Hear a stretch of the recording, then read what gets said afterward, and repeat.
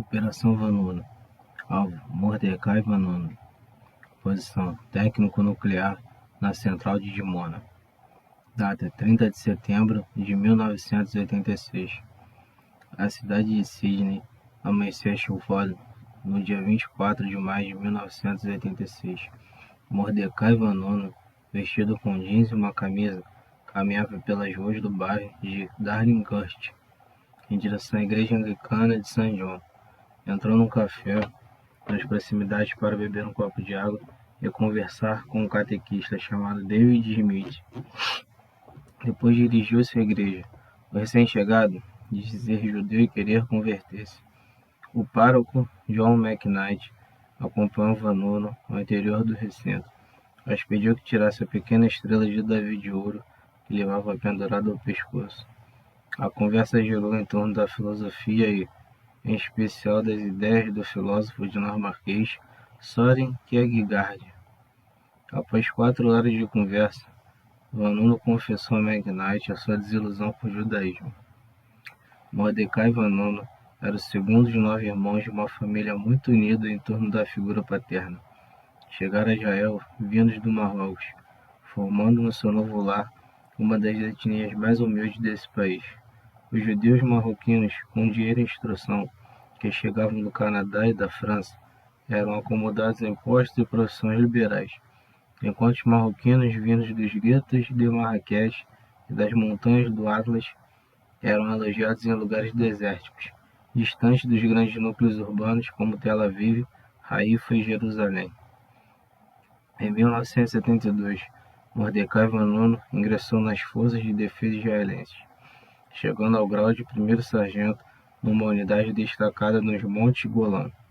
Depois de se licenciar sem nenhum mérito especial, matriculou-se na Universidade de Ramat Aviv, em Tel Aviv. Gostava de física.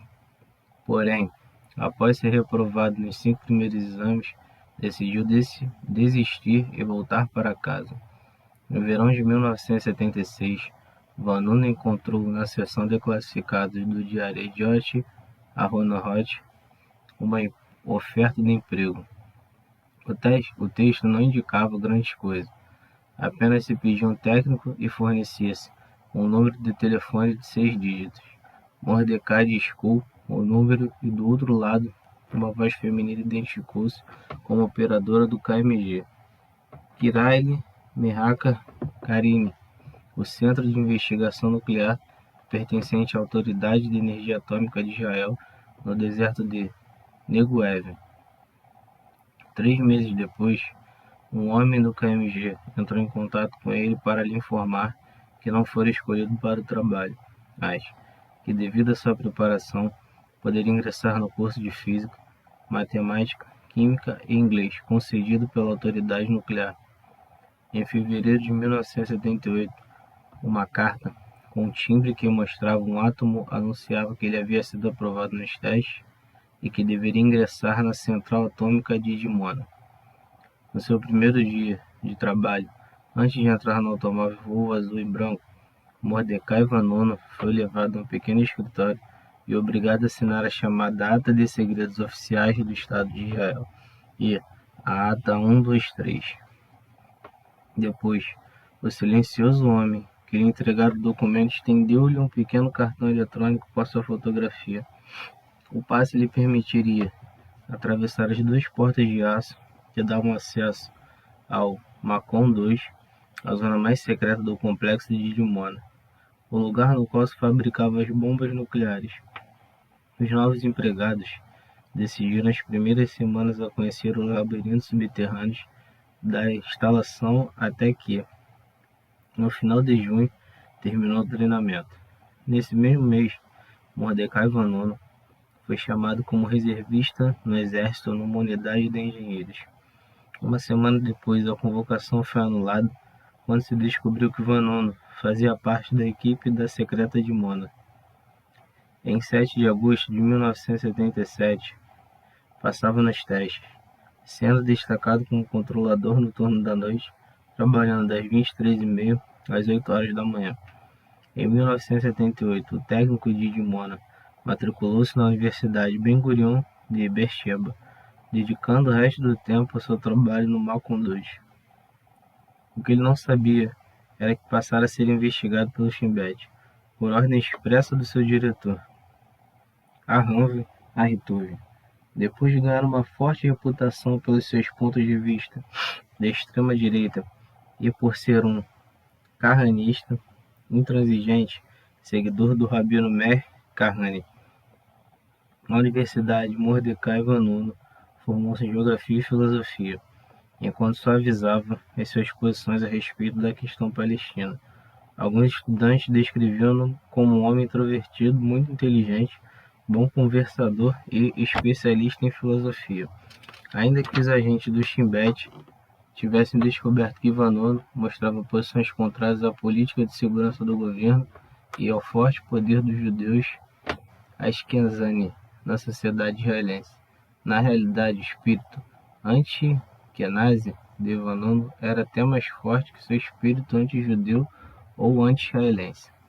Relatou ao Jerusalém Post seu antigo professor de história, o Dr. Ziv Tzakor. O relatório do Shin Bet chegou às mãos do novo diretor, Abraham Shalom, que deu ordem de convocar Vanunu com o fim de ser interrogado pelos seus agentes e por membros de segurança da autoridade nuclear. Como resultado do interrogatório, foi obrigado a pedir demissão em novembro de 1985, embora o motivo usado como explicação fora que ele fazia parte dos 180 empregados que seriam despedidos para a redução dos custos do KMG.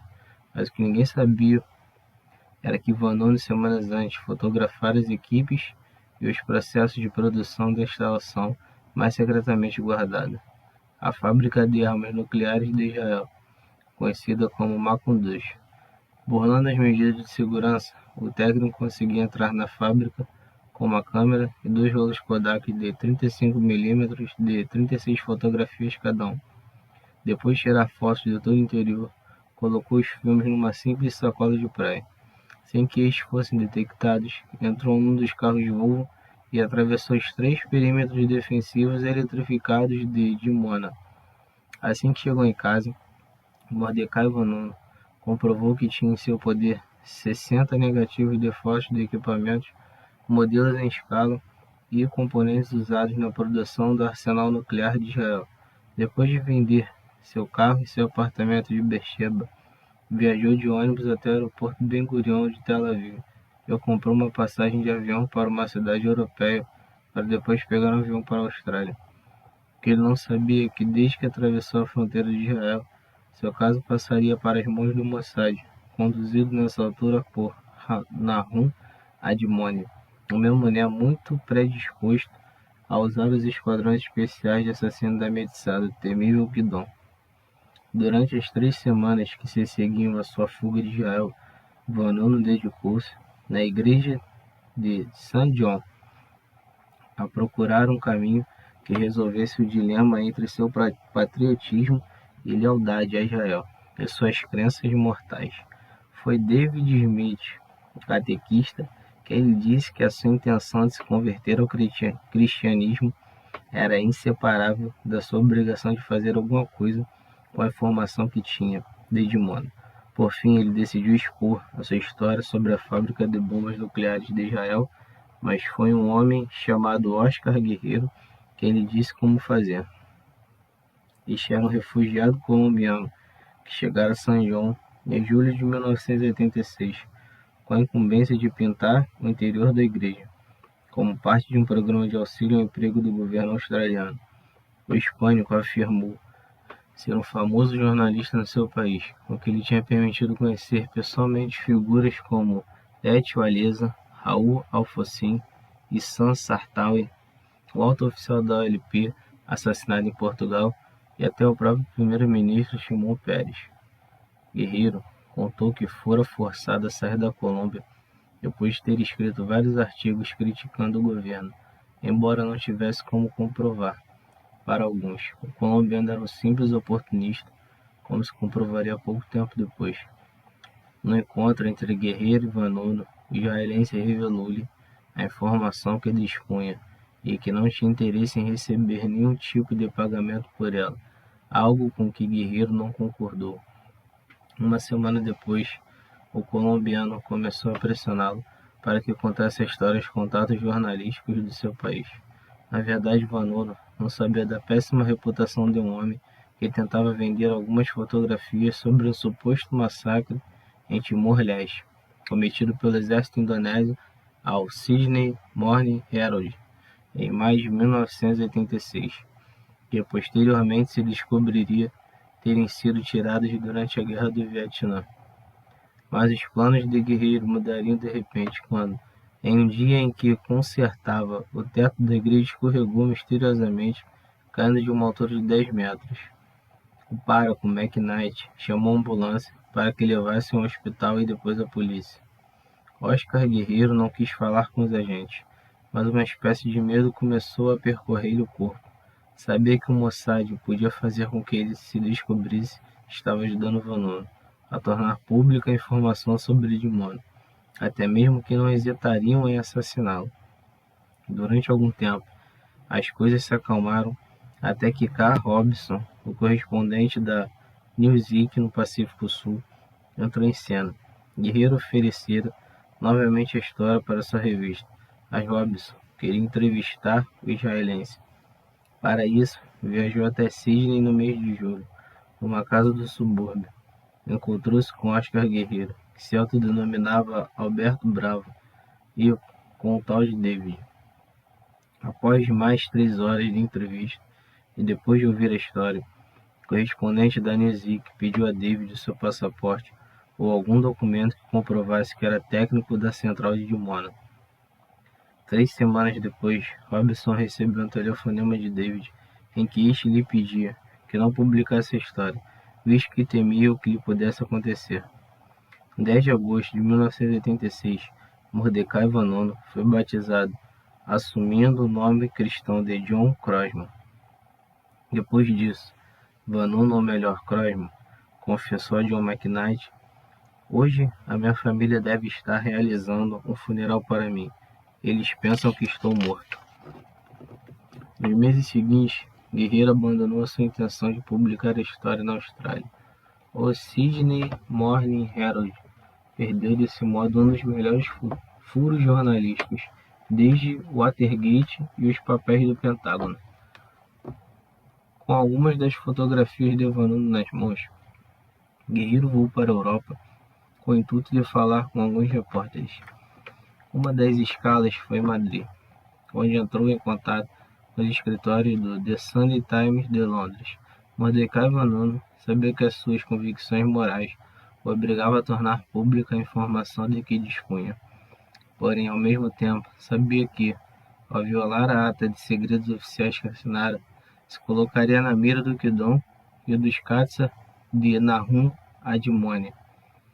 Desde que, em 1960, uma unidade especial do Mossad sequestrou, em Buenos Aires, o criminoso de guerra Adolf Eichmann, Vanunu sabia que nada impediria que um dos comandos do Kidon fizesse o mesmo com ele ou o executasse em plena rua.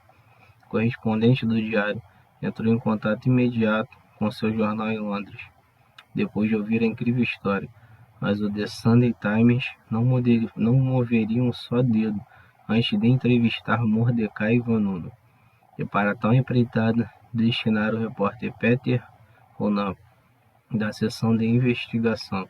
O jornalista era formado em física e, embora nunca tivesse trabalhado na área, tinha conhecimentos suficientes para saber se a história era verdadeira ou não. O encontro aconteceu no quarto 1202 do Hotel Hilton de Sydney. Durante a primeira hora, Vanunu se dedicou a corrigir os exageros da história contada por Guerreiro. Em primeiro lugar, informou que ele não era um cientista, mas sim um técnico na central de Dimona. Holman declarou pouco tempo depois: "Durante meu primeiro encontro com Vanunu, ele confessou que temia ser assassinado por um agente do Mossad, bem como não tinha certeza se eu não seria um agente do Mossad ou do Shin Bet em vez de jornalista." O israelense contou sua história ao jornalista, mas sem se identificar. Roman comentou que precisaria saber seu nome, já que a história devia ser personalizada. No entanto, depois de vir a público, em seguida ao primeiro artigo, ela lhe garantiria uma maior segurança pessoal, pois os agentes do Kidon e os Katsa não ousariam tentar nada. O segundo encontro no apartamento do Hilton, Ono, Vanunu e Guerreiro fecharam as cortinas, deixando as salas escuras para ver os slides expostos em segurança no projetor. As primeiras imagens mostravam controles de luzes e painéis que Roma identificou como parte da operação de processamento de plutônio de Dimona.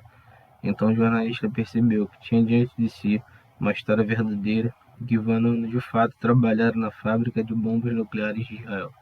Alguns diretores do The Sunday Times em Londres rejeitaram a história que Vanunu tinha contado. Apenas 3 anos antes, o jornal, junto a outras publicações de prestígio, foi enganado pelos chamados diários de Hitler. Uma das questões, entre outras, que os fizeram duvidar da história de Vanunu foi que ele não soube informar com exatidão a localização da central de Dimona. Só agora se sabe que ela está localizada na autoestrada que vai de Beersheba a Sodoma. O complexo está rodeado por 3 barreiras eletrificadas e por vários metros de areia que é alisada a cada meia hora por tratores, para detectar se alguém atravessou. O seu espaço aéreo é patrulhado por helicópteros Cobra de combate, os mesmos usados para bombardear as posições do Hezbollah no sul do Líbano. As fotografias de Vanunu mostravam algumas imagens exteriores da instalação nuclear, mas o The Sunday Times não podia comprovar se eram autênticas ou não. Nesse momento, percebendo que o diário britânico estava pedindo informações sobre questões nucleares e que tudo isso tinha relação com o cidadão de Israel, o MI6 britânico entrou em ação. Serviço secreto britânico sabia que a informação manipulada pelo jornal era verdadeira, mas, tal como este, outros grupos terroristas também poderiam tê-la. Foi desse modo que o Mossad soube que havia vazamento da informação. Donald Wallard, agente intermediário do MI6 com diferentes serviços secretos aliados, formou o chefe da estação do Mossad, em Londres, sobre o material obtido pelo jornal. De imediato a informação foi transmitida ao Instituto e o pior dos medos de Vanunu começou a tornar-se realidade. Ele sabia que os Katsa de Admoni não ficariam de braços cruzados. A primeira notícia de que o Mossad estava no encalço de Vanunu veio do jornalista Peter Ronon. Uma manhã, ele recebeu um telefonema de seu editor, em Londres, que o informou que os homens que tinham se identificado como agentes do Tibete estavam à procura do técnico israelense para interrogá-lo. O jornal pediu a seu investigador que tivesse cuidado. Nahum Admoni, mulher do Mossad, enviou 2 agentes da unidade LAP a Beersheba para falar com os membros da família de Vanunu, com o único objetivo de saber onde está Mordecai Vanunu. Os interrogatórios duraram mais de 3 horas ininterruptas. Certo dia, o Instituto recebeu de Sydney uma comunicação proveniente do Serviço de Inteligência Australiano, a ASIO, informando que 3 agentes da contra-espionagem o tinham localizado naquela cidade, mas que 2 dias depois tinham perdido a pista dele. Eu não sabia que de tanto como ele quanto Vanunu estariam em perigo se viajassem de avião para Londres, já que era isso que os agentes do Kidon esperavam. Em 11 de setembro, ambos os homens deixavam Sydney. A ASIA informou o Mossad que localizaram novamente Vanunu, saindo do país via Sydney e com destino a Londres. Com toda a informação em mãos, Admoni deu ordem à estação de Londres, luz do dia, enquanto informava o primeiro-ministro, Shimon Peres, sobre a situação atual do caso Vanunu. Admoni tentava convencê-lo a dar ordem a uma equipe da Mediçada para que eliminasse Vanunu caso este aparecesse em Londres. O chefe do governo não estava muito convencido, visto que sabia dos efeitos que a sua decisão poderia acarretar, tanto que adiou até receber novos relatórios. John McKnight confidenciara seus medos a seu amigo Vanunu sobre o que o Mossad podia fazer com ele caso publicasse as fotografias de Dimona no jornal britânico. O voo na Continental Airlines foi longo, mas permitiu que os dois avaliassem a tensão acumulada de uma semana. Uma hora antes, alguém com uma voz desconhecida telefonou para o gabinete especial em College Street, em Sydney. Pediu para falar com um oficial de operações especiais da Ásia. O desconhecido informou que Mordecai e Vanunu saíram rumo a Londres e o voo que pegaram, o que foi repassado ao oficial do M6 no aeroporto londrino de Heathrow. Quando Ronan e Vanunu desembarcaram, 3 agentes do M5, a contra-espionagem britânica, já os esperavam para segui-los. Na verdade, para os serviços secretos da França, da Grã-Bretanha e dos Estados Unidos, a informação de Dimona tornar-se pública não era um contratempo, já que havia quase 30 anos que sabiam da sua existência. Em 1960, Charles de Gaulle e seu ministro dos Negócios Estrangeiros, Maurice Couve de Morville, receberam a visita de Shimon Peres e do então chefe do Mossad, Yasser Harel, para convencê-los de que Israel seria o único bastião do Ocidente válido para o resto das nações árabes e anti-ocidentais. Nessa mesma data, a CIA começou a fazer perguntas ao seu aliado, o Mossad, sobre a instalação nuclear que 2 aviões espiões, U-2, tinham detectado no deserto de Negev. Os norte-americanos receberam, como resposta do próprio Harel, fotografaram uma grande fábrica de produtos têxteis que estávamos construindo. Mas a explicação não convenceu ninguém. O diretor da CIA informou o presidente John F. Kennedy que Yasser Harel estava possivelmente tentando desenvolver armamento nuclear. Em 3 de janeiro de 1961, Kennedy enviou Ogden Reid, o embaixador especial para o Oriente Médio, para se encontrar com David Ben-Gurion e a ministra dos Negócios Estrangeiros Golda Meir. Ogden foi taxativo a respeito das suas perguntas, que deviam ter respostas claras antes da meia-noite. A CIA detectaram um movimento de plutônio enriquecido no que os israelenses afirmavam ser uma fábrica têxtil. Harel e Meir afirmavam que os Estados Unidos estavam agindo de maneira hostil em relação aos assuntos internos de Israel, enquanto Ben-Gurion, mais diplomático, decidiu informar a CIA e a Casa Branca de que de fato desenvolviam uma central nuclear para proporcionar energia elétrica a todo o país e que o reator nuclear de Dimona tinha sido projetado para fins pacíficos, aceitando as inspeções de cientistas norte-americanos. Durante os 6 anos seguintes, em que Dimona se encontrou em plena atividade, os norte-americanos cansaram-se de realizar inspeções de rotina e retiraram-se. Isso permitiu que Israel desenvolvesse energia nuclear até o armamento atômico. Em 1968, o diretor do Mossad, Meir Amit, ordenou uma das operações mais espetaculares levadas a cabo pelos serviços secretos israelenses.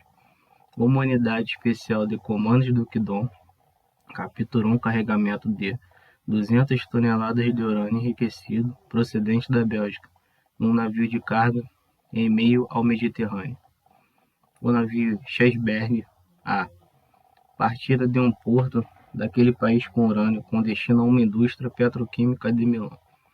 O navio foi interceptado em alto mar por outro navio da ZIM, a Companhia Marítima Nacional de Israel, que confiscou todos os barris.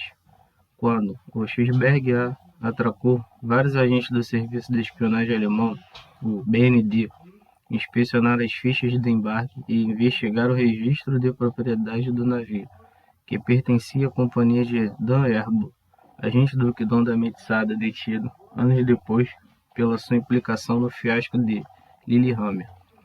Anos depois, a CIA descobriu também que 217 quilos de plutônio tinham desaparecido misteriosamente dos depósitos da NUMEC, a Corporação de Equipamentos e Materiais Nucleares.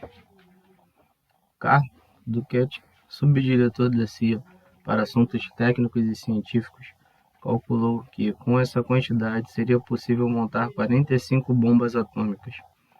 As investigações concentraram-se num dos fundadores da companhia, Zalman Shapiro, um químico judeu que trabalhava no Projeto Manhattan. Ele passava informação e grandes quantidades de plutônio ao Mossad para o desenvolvimento do armamento nuclear. A CIA sabia exatamente do potencial atômico que Israel desenvolvera, tanto que em 15 de março de 1976, o The Washington Post, citando Duckett como fonte, tornou pública a informação. O diretor da CIA pediu desculpas a Israel pela indiscrição do seu subdiretor, prometendo que, a partir daquele momento, os Estados Unidos não voltariam a pedir explicações a Israel sobre seu potencial nuclear. O diretor do serviço de espionagem norte-americano era um tal de George Bush. Em Jerusalém, Shimon Peres, Yitzhak Rabin, ministro da Defesa, Yitzhak Shamir, primeiro-ministro anterior no governo de coligação, Nahum Admoni, diretor do Mossad, e Avraham Shalom, diretor do Shin Bet, reuniram-se a fim de decidir o que fazer com Mordecai Vanunu.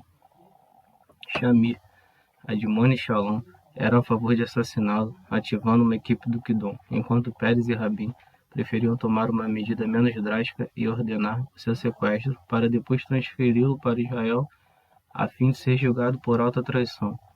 Peres ordenou a Admoni que elaborasse um plano para sequestrar Vanunu e ativasse o Kidon para levá-lo a cabo. No The Sunday Times já se pensava na hipótese de que a sua melhor fonte no caso, o ex-técnico de Dimona, pudesse ser sequestrado pelos israelenses, fato que fez com que o diretor do jornal destacasse 3 repórteres para que não perdessem de vista durante todo o dia. Depois concordou em pagar ao ex-técnico de Dimona $75 mil pela exclusividade da história e das fotografias. Mas Mordecai não estava muito contente, visto que o diretor do The Sunday Times ordenara que se confirmassem e reconfirmassem todos os dados entregues. Ele queria deixar o hotel onde estava hospedado, a 90 quilômetros de Londres, e voltar à cidade, pois achava que, se o Mossad queria sequestrá-lo ou assassiná-lo, seria mais difícil numa cidade grande, cercado de gente, do que num hotel solitário em pleno campo inglês, rodeado de vacas. O The Sunday Times deu sua aprovação e Vanunu registrou-se com o nome de George Forst no hotel Mountbatten, perto de Covent Garden. O que ele não sabia era que há semanas uma equipe de vigilância do Yarid, o departamento responsável pela segurança das operações do Mossad na Europa, não perdia de vista. Em 20 de setembro, os repórteres do The Sunday Times enviaram à Embaixada de Israel um envelope com toda a história, as fotografias e uma cópia do passaporte de Vanunu, à procura de uma declaração oficial. O assessor de imprensa da delegação diplomática israelense declarou que não faria comentários sobre uma história absolutamente falsa. Cada vez mais, Vanunu temia que a qualquer momento os agentes do Kidon caíssem sobre ele. Cindy Hanin, uma bela norte-americana de 25 anos, era a isca que a Metzada usaria para caçar o traidor. Na verdade, a mulher era um membro da equipe de operações especiais do Mossad, Makidon. O dia 24 de setembro foi o escolhido por Cindy, protegida por 2 agentes do Kidon, para tentar entrar em contato com a presa. Todas as manhãs, Vanunu aproximava-se de um pequeno café situado em Leicester Square, em West End, para observar as pessoas, até que um dia seu olhar fixou-se na jovem ao seu lado, lendo um exemplar do Times. Ela também olhou, ainda que não fixamente, sem lhe dar importância. Vanunu pensou, está se achando muito bonita e pensa que vou flertar com ela. Porém, nesse momento, ouviu uma voz ao fundo que dizia qualquer coisa sobre o café. Voltando à realidade, seu olhar fixou-se novamente na jovem loira, de calças justas, que o olhava atentamente enquanto apontava para a pequena xícara branca de café que tinha à frente. Vanunu sorriu ao se levantar. Nesse momento, os 2 agentes do Kidon que o vigiavam pensaram que ele não tinha sido fisgado, mas o pensamento se esvaiu quando viram que o ex-técnico de Dimona se sentava à mesa da mulher. Falaram muito sobre coisas banais e combinaram se encontrar no dia seguinte. Nessa mesma noite, no instituto, Nahum Admoni recebeu seu gabinete um comunicado da estação de Londres com uma mensagem sucinta. A presa mordeu a isca. Os caçadores estão atentos. A identidade de Cindy foi mantida em segredo absoluto até que dois jornalistas do The Sunday Times a descobriram. Seu nome verdadeiro era Sharon Bentov e vivia na cidade de Netanya com o marido, Ofer Bentov, um major pertencente à inteligência militar israelense, Amon. Sharon adotaram o nome de Cindy por causa de seu cunhado. Nascida no seio de uma família rica da Flórida, seus pais tinham se divorciado quando ela era muito pequena, ficando sob a proteção de um rabino do seu bairro chamado Dov Kentoff, que a enviara a Israel por 3 meses para fazer um curso sobre judaísmo. Ela, pelo contrário, estava mais interessada em política do que em religião. Depois do trimestre, voltou aos Estados Unidos, mas a sua mente ficara em Israel. Quando Sharon regressou ao Oriente Médio, foi recrutado pela Nahal, uma organização encarregada da proteção dos colonos nos territórios ocupados. Não estava a menor dúvida de que Sharon Bentov podia ser uma perfeita agente de operações especiais do Mossad, a Metzad, como ficou demonstrado. Assim que foi recrutado pelo Mossad, Sharon Bentov foi entrevistado. Perguntaram-lhe se dormiria com estranhos caso a missão exigisse. Ela disse a verdade. Se o sucesso da missão dependesse disso, iria para a cama com o alvo. Bentov aprendeu a usar o sexo para coagir, seduzir e dominar, mas também aprendeu a matar disparando um carregador inteiro. Aprendeu a roubar carros, a parecer bêbada e a enganar os homens. A sua primeira missão foi no Kaysarut, destacada em embaixadas de Israel na Europa, fazendo-se passar pela esposa norte-americana de algum catso do Mossad. Por fim, em uma manhã, recebeu um telefonema do próprio Memonian. Ele pessoalmente a colocou a par da Operação Vanunu, ainda que ela já soubesse como conseguiria caçar a sua presa e as armas que usaria para tal empreitada. No dia 23 de setembro de 1986, Sharon Bentov, agora agente do Kidon, viajou para Londres para se juntar a outros 9 caças sob as ordens de Ben Zev, o responsável por toda a operação. Nos dias seguintes, Mordecai Vanunu telefonava diariamente para o Hotel Eccleston, situado muito perto da Estação Vitória, onde estava hospedado a agente israelense.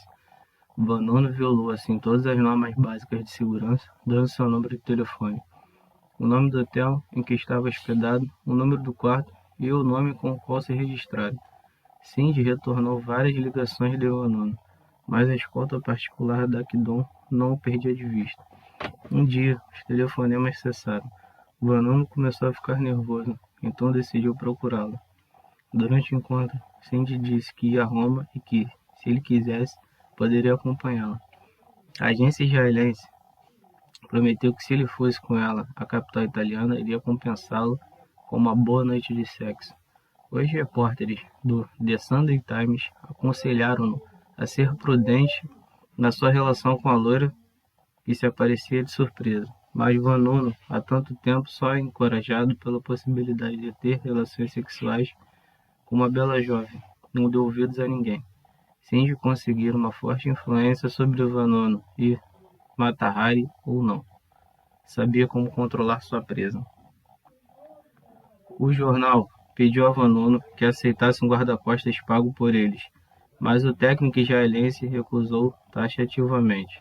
Ele não queria nenhuma interferência na sua relação com Cindy, explicaria a um dos repórteres do The Sunday Times, e esse foi seu erro. Acho que ele menosprezou a importância que ele mesmo tinha para o Mossad e para Israel.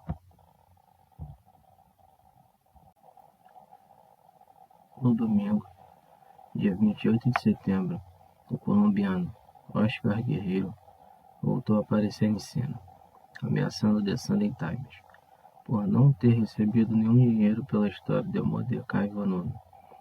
Iria levá-la ao The Sunday Mirror. Por fim, foi publicada por este último uma grande manchete: o estranho caso de Israel e o seu poder nuclear. O proprietário do jornal, o magnata Robert Maxwell, foi quem telefonou para o próprio Memonian para contar a história. Antes, a direção do Times tinha telefonado para o Mirror para lhes informar que Guerreiro tinha um acordo com eles e que, se fosse violado, poderiam reclamar os pagamentos recebidos. Oscar Guerreiro queria vingar-se de Vanunu por ter sido ridicularizado diante dos repórteres do Times, corrigindo os seus exageros. O que ficou claro é que era um oportunista, um charlatão e uma fraude, e nunca chegou a perceber o quão perto esteve de ser executado por uma equipe do Kidon que seguia seu rastro. Foi Nahum Admoni, uma mulher do Mossad, quem decidiu que o colombiano não valia a pena. Peter Hunam, um jornalista do Times, tentou fazer Vanunu entender que Cindy talvez fizesse parte de um plano de espionagem israelense para capturá-lo ou até para assassiná-lo. De qualquer forma, ele recusava-se a ouvir os conselhos de Roland. Numa dessas tentativas, o jornalista convidou Vanunu para jantar em sua casa, numa terça-feira à noite, e pediu que levasse Cindy para que conhecesse a sua esposa. Mas, novamente ele recusou o convite, alegando que nesse dia talvez fossem viajar pelo país ou fora dele. Ao ouvir a desculpa, Ronan começou a ficar nervoso, porque sabia que, se Mordecai e Vanunu saísse da Grã-Bretanha, talvez o perdessem para sempre, e com ele a sua incrível história. Continuou a pressioná-lo, a fim de saber em qual cidade e em que hotel se hospedariam. Mas Vanunu não disse só uma palavra. A direção do jornal pressionava Ronan para que o israelense assinasse o contrato, ou pelo menos autorização para publicar a primeira versão da questão de Mônaco. O técnico sabia que, se assinasse um contrato com o The Sunday Times, teria que se envolver de tal modo que se veria obrigado a aparecer em coletivas de imprensa e a dar entrevistas a outros meios de comunicação quando sua história viesse à tona. Vanunu prometeu voltar quinta-feira para assinar o contrato, mas a questão fundamental era fazer Vanunu entender o perigo que corria se saísse da Grã-Bretanha. Peter Ronan tentou convencê-lo por todos os meios a ficar, dizendo que sua identidade poderia ser descoberta e ele seria obrigado a permanecer no país. Mas Vanunu sabia que isso não era possível, visto que, tanto para o governo britânico como para o M6 e o M5, livrar-se definitivamente desse assunto era a melhor solução. Naquela altura, dois acontecimentos faziam com que fosse perigoso que Vanunu circulasse livremente. O primeiro era chamado Julgamento Hindawi, em que a Grã-Bretanha pediu sanções econômicas aos países membros da Comunidade Econômica Europeia, CEE, contra a Síria. Quando a espionagem britânica descobriu que o governo de Damasco estava envolvido numa conspiração para derrubar, em pleno voo, um avião da British Airways, o segundo foi chamado Caso Dico, em que os agentes do Mossad se viram envolvidos na tentativa de sequestro e assassinato de um diplomata nigeriano, suspeito de vender armas a grupos palestinos. O Mossad cometeu o erro de atentar contra ele o símbolo em solo britânico, violando assim a palavra dada ao M6 de que nenhum membro da comunidade de espionagem israelense cometeria jamais uma ação ou operação encoberta em solo britânico. O caso Dico provocou um esfriamento nas relações entre o governo de Londres e Tel Aviv, assim como entre o M6 e o Instituto. Mordecai Vanunu sabia dos riscos a que se expunha se atravessasse a fronteira da Grã-Bretanha, um dos quais era cair nas mãos dos homens do Mossad. No dia 30 de setembro de 1986, Vanunu fez um único telefonema ao seu amigo, o reverendo John McKnight, da igreja de St. John, mas como não o encontrou, preferiu não deixar mensagem e desligou. Quando McKnight retornou à igreja, informaram que um homem com um mau sotaque inglês telefonara. Ele soube que era Mordecai Vanunu e decidiu telefonar para Peter Ronan, do The Sunday Times, para perguntar por ele. O jornalista disse que a credibilidade de Vanunu tinha sido questionada pela direção do jornal devido à péssima história que Guerreiro vendera ao The Sunday Mirror. Também lhe disse que Vanunu dera autorização ao Times para publicar o seu relato. Nesse momento, McKnight soube que o ex-técnico de Dimona estava em perigo, que acabou convencendo de que devia informação à polícia, enquanto dizia a Peter Ronan que se preparasse para comunicar o desaparecimento de Vanunu. Esta seria a última vez que os dois homens entraram em contato. Depois, Vanunu simplesmente desapareceu. Quando, por fim, o The Sunday Times publicou a primeira história sobre Dimona, a direção do jornal não sabia que Mordecai Vanunu estava em perigo. Curiosamente, foi o próprio primeiro-ministro de Israel, Shimon Peres, que convenceu os diretores do Times a divulgarem a história. Antes, porém, reuniu o comitê de editores de Israel para informá-los que o periódico britânico tinha em seu poder a história de Vanunu e de Mona, a qual, em poucos dias, seria publicada. Mas estes não ficaram muito tranquilos, tanto que o editor do jornal, Haaretz, pediu ao seu correspondente em Londres que confirmasse a história. Este telefonou ao The Sunday Times para comunicar a Ronan que o Comitê de Editores de Israel decidira não fazer eco do que o jornal publicasse por ordem expressa do primeiro-ministro Peres. Isto era esclarecedor. Quando soubemos da censura imposta pelo próprio Shimon Peres, nos demos conta de que a história relatada por Vanunu era totalmente verdadeira e que era isso que assustava os israelenses. Declararia o próprio Ronan anos depois. Em 5 de outubro de 1986, apareceu na capa do The Sunday Times uma grande manchete. Revelação: os segredos do arsenal nuclear de Israel. Nas páginas interiores, outra manchete dizia: dentro de Dimona, a fábrica de bombas nucleares de Israel. Em 10 linhas destacadas indicava-se: durante vários anos suspeitava-se da sua existência. Agora, um técnico que trabalhou na fábrica relata a história de como seu país se tornou uma das maiores potências nucleares.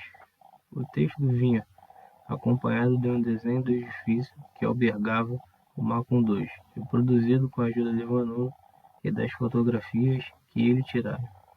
Explicava-se com detalhes precisos os pesos e as temperaturas, como o urânio era dissolvido depois de ser submerso em ácido nítrico e como posteriormente a mistura era removida devido à radioatividade para, como a solução, extrair o plutônio dela. O The Sunday Times revelou que o plutônio conseguido nas instalações de Dimona dava a Israel total capacidade para produzir armas termonucleares mais poderosas que as nucleares convencionais. Os materiais usados para a fabricação das bombas tinham sido transferidos em vários caminhões para um local secreto perto de Haifa, cidade na qual se encontrara a maior base naval de Israel. A reportagem concluía: Israel produziu plutônio para 100 bombas nucleares de não menos de 200 quilotoneladas de potência cada uma.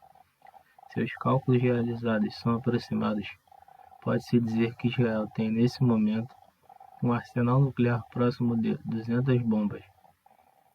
Israel, dizia o jornal, tornara-se uma das maiores potências nucleares atrás apenas dos Estados Unidos, União Soviética, Grã-Bretanha, França e China, sem contar com a possibilidade de que a Índia, Paquistão e África do Sul também o tivessem conseguido. O testemunho de Mordecai Vanunu indicava que Israel tinha recursos e bons técnicos para projetar e construir uma bomba de Newton. A história publicada vinha acompanhada de um texto escrito pelo Dr. Frank Barnaby, um físico nuclear que trabalhava no Centro Britânico de Investigação de Aldermaston, sendo atualmente diretor do Instituto de Investigações para a Paz na Suécia, e pelo Dr. Theodore Taylor, antigo chefe do Programa de Teste de Armas Nucleares do Pentágono e um dos melhores seguidores do criador da bomba, Robert Oppenheimer. Ambos concordavam ao afirmar que Israel estava capacitada para construir bombas termonucleares e destruição em massa. A matéria publicada pelo The Sunday Times circulou por todos os meios de comunicação do mundo, confirmando a história de Mordecai Vanunu, incluindo o rádio e a televisão de Israel. O conservador Jerusalém Post dava nota de sua primeira página no dia seguinte, com um título que dizia: Israel é agora o sexto poder nuclear do mundo. O segundo número sugerido, no The Sunday Times, tinha o título Atrás das Portas do Malcolm II. Quando essa matéria foi publicada, Shimon Peres já tinha tomado a decisão de neutralizar Vanunu com a ajuda de um dos comandos do Kidon, McKnight, suspeitando de que alguma coisa poderia ter acontecido a Vanunu. Saiu à caça de informações para tentar descobrir onde ele estava. Primeiro ele entrou em contato com Terry Waite, do escritório do arcebispo de Canterbury, depois com o vice-secretário de Estado dos Negócios Estrangeiros e os chefes dos departamentos do Oriente Médio e do Oriente Próximo e Norte da África. Os pedidos do clérigo foram atendidos, embora o comunicado final fosse que ele deveria entrar em contato com a polícia, uma vez que o desaparecimento de Vanunu não era assunto da diplomacia britânica. McKnight telefonou da Austrália para o Ministério do Interior e estes, do mesmo modo, disseram que o desaparecimento do técnico israelense não era problema deles, e sim do Ministério das Relações Exteriores. Ele então concluiu que, se quisesse fazer algo de concreto, deveria pegar um avião para Londres, mas só depois de convocar uma coletiva de imprensa para comunicar o desaparecimento de Vanunu. Em 7 de outubro, uma terça-feira, McKnight deixou a Austrália. Poucas horas depois, o clérigo aterrissava no aeroporto de Hilton e notificava no departamento da polícia de Holborn o desaparecimento de Vanunu. McKnight hospedou-se no Conselho Consultivo Anglicano e entrou em contato com 2 detetives do Gabinete Especial de Scotland Yard. Estes interrogaram-no sobre todo tipo de questões relacionadas com o técnico israelense. Ele estava ansioso para saber o que tinha acontecido com seu amigo e, ao mesmo tempo, na sua mente, passava a ideia de que o Mossad o sequestrara. Em 12 de outubro, o The Sunday Times publicou um artigo no qual relatava, resumidamente, o caso Vanunu e o desaparecimento do israelense. Por fim, McKnight decidiu viajar para Jerusalém, onde esperava obter mais respostas. Ao chegar, convocou uma coletiva de imprensa com o intuito de pressionar os israelenses a explicarem onde estava Vanunu. A censura militar de Israel deu um comunicado à imprensa estrangeira e nacional, informando que tudo que se falasse na coletiva ficaria sob censura. Se alguns deles violassem e publicassem alguma informação sobre os serviços secretos, correria o risco de ser detido e condenado à prisão. De qualquer forma, os jornalistas que assistiram estavam muito interessados no caso. No final, um deles, israelense, passou um bilhete a McKnight, marcando o encontro ao parque em frente ao consulado dos Estados Unidos, na parte oeste de Jerusalém. O que o reverendo não sabia era que, desde que aterrissaram no aeroporto Ben Gurion em Tel Aviv, os Katsa de Nahum Admoni não tinham perdido de vista um só instante. Certo dia, esperando o carro, McKnight viu um homem ao seu lado, que lia o jornal Yedot Ahronot, no qual aparecia uma fotografia de Mordecai Vanunu. McKnight pediu que ele traduzisse a informação. O texto em hebraico explicava que Vanunu estava detido na prisão de segurança máxima de Gedera, perto de Rehoboth, sob vigilância 24 horas por dia, por ordem do juiz Aaron Sincha. Alguns dias depois, citando fontes de segurança israelense, o Financial Times confirmava a informação. Entretanto, a tempestade desencadeava-se na própria Austrália. Quando os jornais publicaram informações relacionadas a Vanunu e ao seu suposto sequestro, vários parlamentares começaram a perguntar aos serviços secretos australianos que papel tinham representado nesse evento. A Ásia informou que nada teve a ver com o sequestro nem com o Mossad. Definitivamente mentia. Numa entrevista para a televisão australiana, John McKnight disse que os serviços secretos tinham informado diretamente o Mossad e que o chefe da ASI, Alan Weirley, mantivera diversos contatos com Nahum Admoni. Um dia, quando o clérigo caminhava pela rua, foi interceptado por um veículo com dois homens que se identificaram como agentes da ASI. Um deles pediu que os acompanhasse. Quando chegaram ao destino, Alan Weirley, diretor-geral da ASI, a Organização de Inteligência e Segurança Australiana, garantiu a McKnight que suas conversas sobre o caso Vanunu seriam gravadas e que, na verdade, apenas informara sobre os passos do Vanunu ao MI6 britânico e não ao Mossad. Quando a notícia saiu nos jornais, Weirley negou categoricamente que a ASI tivesse colaborado com o Mossad. Em 30 de setembro, dias após o desaparecimento de Mordecai Vanunu, surgiram novos rumores.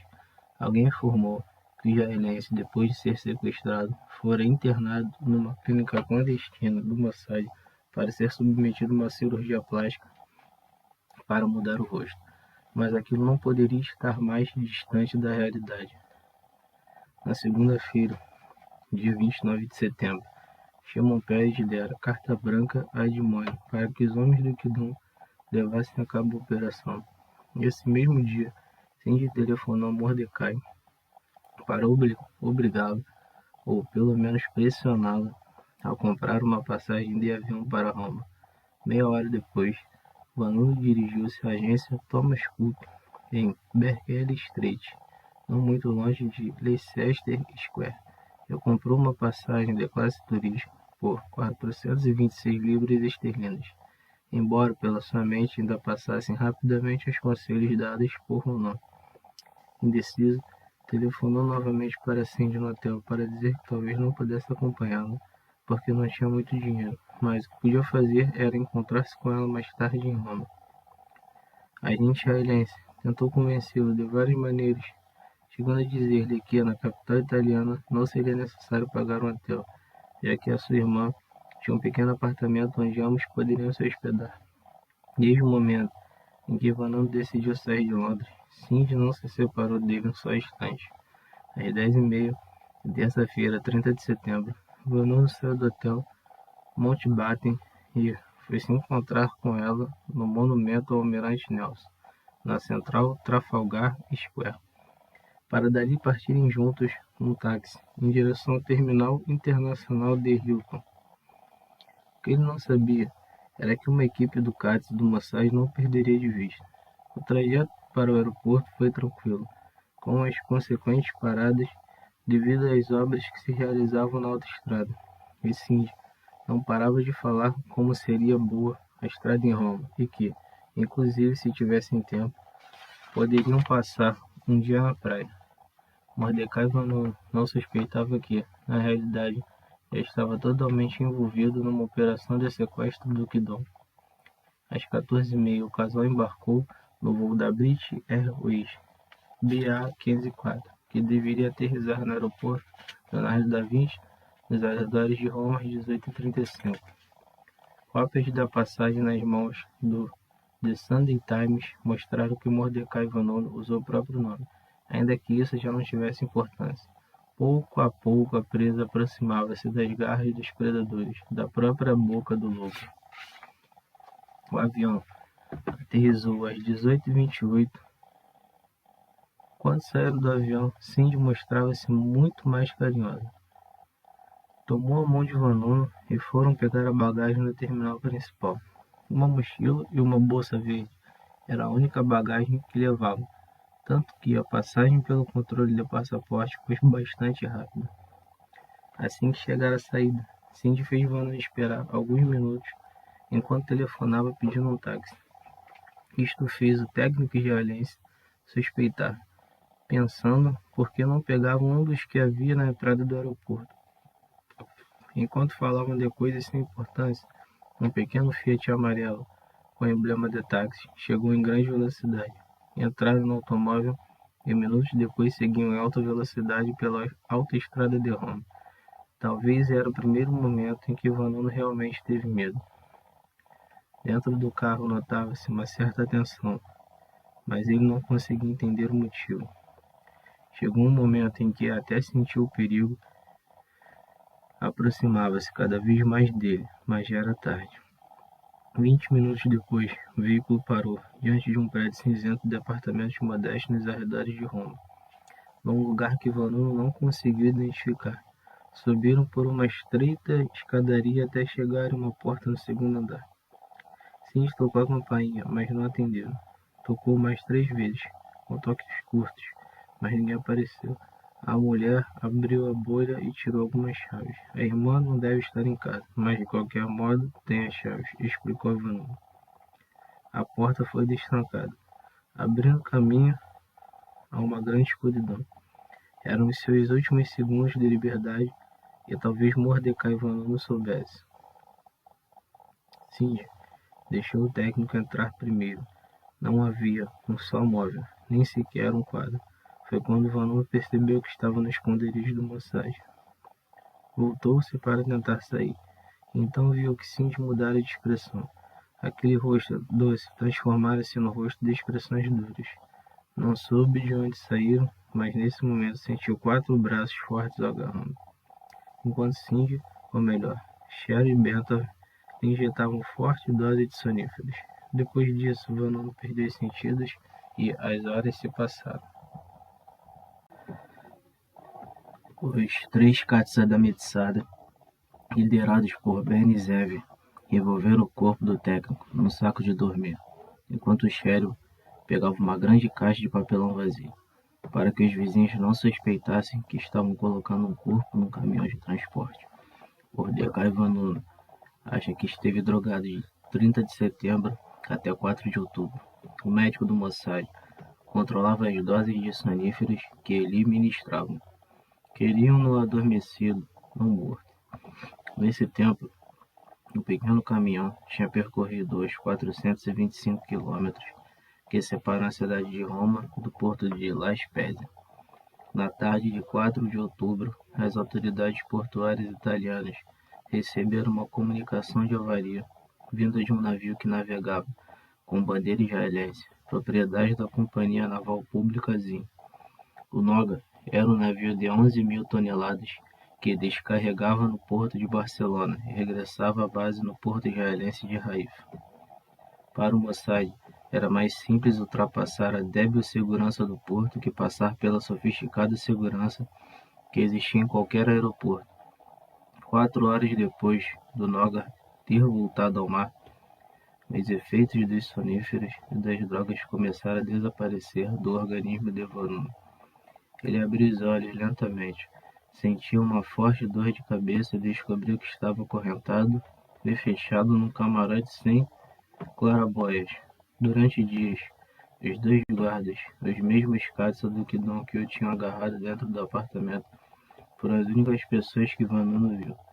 Estes apenas se comunicavam com ele em inglês com sotaque hebraico. Não lhe faziam perguntas, e a única coisa que diziam era: quando quiser ir ao banheiro, peça.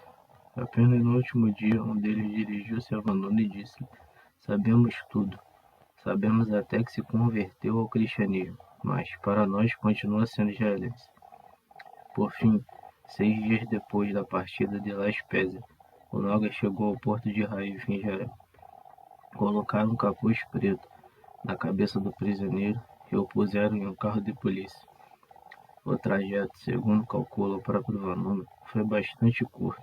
De repente, pararam diante de um grande portão de ferro. A prisão de segurança máxima de Ashkelon, aproximadamente 50 quilômetros a sul de Tel Aviv. O prisioneiro foi escoltado por 4 agentes até uma cela sem janelas, com um colchão no chão como uma única mobília. Ali ele permaneceu 2 dias, até que o fizeram sair para ser interrogado por 4 pessoas, um oficial do Mossad, um do Shin Bet, outro da polícia e o último, um membro da segurança da Kiryat Berreka Garini, ou KMG, Autoridade Nuclear de Israel. Vê o que você fez? Disse-lhe este último, enquanto lhe atirava um exemplar do The Sunday Times. No jornal amassado podia-se ler, em grandes manchetes e em 3 páginas, a informação sobre os segredos nucleares israelenses em Dimona. Os interrogatórios sucediam-se dia após dia, sem nenhum resultado. Van Nuno, por sua vez, sabia que, independentemente do que respondesse, seria condenado por alta traição e que, em princípio, cumpriria uma longa pena de prisão. Até 2 meses depois de seu sequestro, não se permitiu que Mordecai Van Nuno falasse com um advogado.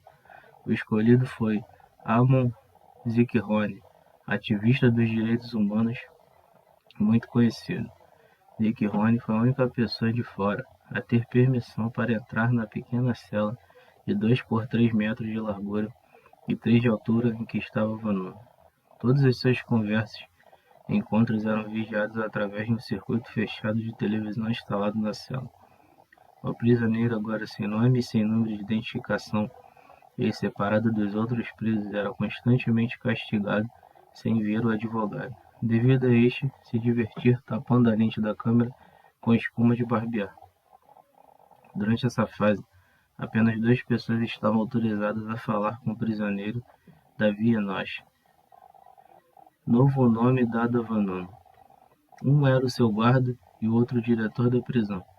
Em 11 de novembro de 1986, o porta-voz do governo de Itzhak Shamir anunciou que o técnico israelense Mordecai Van Nuno estava detido em território de Israel.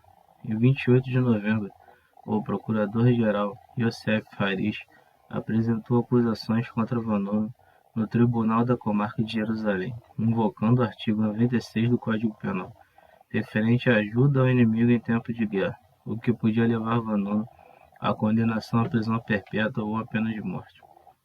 2 dias depois, o juiz Ivi Corre rejeitou o artigo 96, visto que poderia ser aplicado apenas quando Israel se encontrasse em conflito armado com outro país, e esse não era o caso, fazendo com que o procurador Harish tivesse que apresentar novas acusações, invocando dessa vez o artigo 90 do Código Penal, referente à violação da Lei de Segredos Oficiais, o artigo 113, referente à entrega de informação secreta, com a intenção de causar danos à segurança do Estado, e o artigo 99, referente à ajuda ao inimigo na sua guerra contra Israel. O caso foi conduzido em hebraico e é classificado como o Procurador-Geral contra X. Em 21 de dezembro, enquanto Van Nuno era transferido no carro policial para o Tribunal de Comarca para ouvir as acusações do juiz Corre contra ele, vários fotógrafos de agências estrangeiras puderam fotografá-lo. Ao revelarem as fotografias, em várias delas podia-se observar Van Nuno com a mão apoiada contra o vidro do carro. Na mão podia-se ler: Van Nuno, M. Fui sequestrado em Roma, ITL, 30 de 986, 2100. Cheguei em Roma pela BA Voo 154. A mensagem não resultou no confisco, por parte das autoridades da prisão de Ashkelon, do seu Walkman, dos seus livros e seus jornais. O primeiro iniciou uma greve de fome, com protesto pela medida, até que, após 34 dias, à base de água com um único alimento, o juiz Corre ordenou que lhe devolvesse seus objetos. Em 8 de março, Van Nuno despediu Zicrone, devido a um mal-entendido entre o advogado e seu irmão. No mês de julho, The Sunday Times publicou na primeira página em letras grandes: como os agentes israelenses caçaram Van Nuno. Em 30 de agosto de 1987, teve início o julgamento, que durou até o dia 24 de março de 1988, data em que o Tribunal de Comarca de Jerusalém considerou o réu culpado das acusações de espionagem, traição e revelação dos segredos do Estado. No domingo, 27 de março de 1988, o caso foi ouvido para a sentença. Os 3 juízes membros do tribunal, depois de escutar os argumentos do advogado Avigdor Feldman e lerem documento de clemência enviado por 20 cientistas, dos quais 12 eram detentores do Prêmio Nobel, tiveram que decidir entre prisão perpétua ou 20 anos de prisão. Às 18h15, o tribunal condenou Mordecai Vanunu a cumprir 18 anos de reclusão numa prisão de segurança máxima. Mordecai Vanunu foi condenado a 18 anos de prisão, acusado de alta traição. Passava os seus dias numa cela da prisão de segurança máxima de Shikma, em Ashkelon, escrevendo e lendo livros do filósofo dinamarquês Søren Kierkegaard. Na quarta-feira, 21 de abril de 2004, foi posto em liberdade condicional vigiado. Depois de conseguir a liberdade, afirmou publicamente que já não guardava mais segredos e que desejava esquecer o passado, cidadania e qualquer ligação com Israel. Negou-se a voltar a falar hebraico e mostrou a sua intenção de emigrar para a França, a Noruega ou os Estados Unidos. Diante de tal ideia, o Supremo Tribunal de Israel decretou 5 medidas restritivas a Vanunu. Devia fixar residência em Israel, devia informar a polícia se quisesse viajar de uma cidade para outra dentro do território israelense. Durante os 6 meses seguintes à sua libertação, não podia deixar o território de Israel. E esta medida podia ser renovada por tempo indefinido. Não lhe era permitido o contato, seja telefônico ou pessoal, com estrangeiros. Não lhe era permitido entrar em embaixadas, visitar locais de embarque, nem aproximar-se a menos de 500 metros da fronteira internacional. Em 22 de abril de 2004, Vanunu pediu asilo político à Noruega, mas em 11 de novembro do mesmo ano, um comando especial da polícia israelense entrou na igreja anglicana, onde ele vivia desde a libertação, e ele foi preso. Em 5 de fevereiro de 2004, o ex-mulher Shabtai Shavit declarou que, em 1986, considerara a hipótese de ativar uma equipe do Kidon para matar Vanunu, mas a ideia não foi levada a cabo porque os judeus não se comportam assim com outros judeus. Em 11 de outubro de 2010, Vanunu apresentou um recurso para que lhe abrandassem a restrição para poder viajar para fora de Israel e poder falar com estrangeiros. A petição foi negada pelo Supremo Tribunal. Cheryl Bentov, conhecida por Cindy Hani, integrante do Kidon, ainda vive na cidade israelense de Netanya com o marido, Coronel Ofer Bentov, da inteligência militar Amon. Em abril de 1997, foi encontrado por um jornalista do The Sunday Times na Flórida, com as filhas enquanto visitava a família. Quando confrontado pelo repórter, Katsa do Kidon não negou a sua participação na Operação Vanunu. Shimon Peres, então primeiro-ministro de Israel, foi o principal responsável pelo sequestro de Vanunu por parte de uma unidade do Kidon e viu-se obrigado a dar explicações aos governos de Margaret Thatcher e Bettino Craxi pelo incidente diplomático provocado por este motivo.